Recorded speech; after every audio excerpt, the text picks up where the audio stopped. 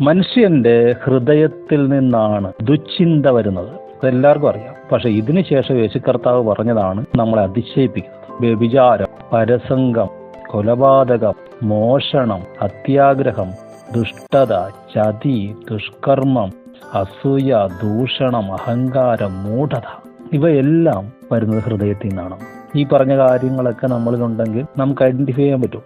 നമുക്ക് തന്നെ അത് കണ്ടുപിടിക്കാൻ പറ്റും. കണ്ടുപിടിച്ചാൽ, രോഗം കണ്ടുപിടിച്ചാൽ അടുത്തത് ഇതെങ്ങനെ പരിഹരിക്കും? മർക്കോസ് 7-ാം അധ്യായം പറയുന്നത്, പരിസേയന്മാർ അവർ യെശയ്യാവ് പറഞ്ഞതുപോലെ അധരം കൊണ്ട് ദൈവത്തെ ബഹുമാനിക്കുന്നു, ഹൃദയം കൊണ്ട് ദൈവത്തോടകന്നിരിക്കുന്നു. അവ ഹൃദയം കൊണ്ട് ദൈവത്തോടടുത്താൽ, വെളിച്ചത്തോടടുക്കുമ്പോൾ ഇരുട്ട് മാറുന്നത് പോലെ ഇത് മാറിക്കോളും. വചനത്തോടടുക്കണം. വചനം ക്രിയ ചെയ്യും, വചനം പ്രവർത്തിക്കും. അത് ജീവനുള്ളത്, ചൈതന്യമുള്ളത്, ലിവിങ് ആൻഡ് ആക്റ്റീവ്.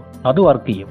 ഈ പറഞ്ഞ കാര്യങ്ങളിൽ ഒരു വിടുതൽ വേണമെങ്കിൽ വചനധ്യാനത്തിലൂടെ സാധിക്കുന്നു. എത്ര സന്തോഷമാണ്! നമ്മുടെ ക്യാരക്ടർ മാറുക. ക്യാരക്ടർ മാറിയാൽ പിന്നെ രക്ഷപ്പെട്ടോ. പിന്നെ അനുഗ്രഹത്തിന് വേണ്ടി പ്രാർത്ഥിക്കണമെന്നില്ല. സ്വർഗം മോളിൽ തുറക്കും, അനുഗ്രഹങ്ങൾ വരും. കാരണം മുഴുവൻ അനുഗ്രഹവും വെച്ചിരിക്കുന്നത് നീതിമാനാണ്. യേശുക്രിസ്തുവിനാൽ, വചനത്താൽ നിങ്ങൾക്ക് നീതി ലഭിക്കും, ഹൃദയം ശുദ്ധമാകും.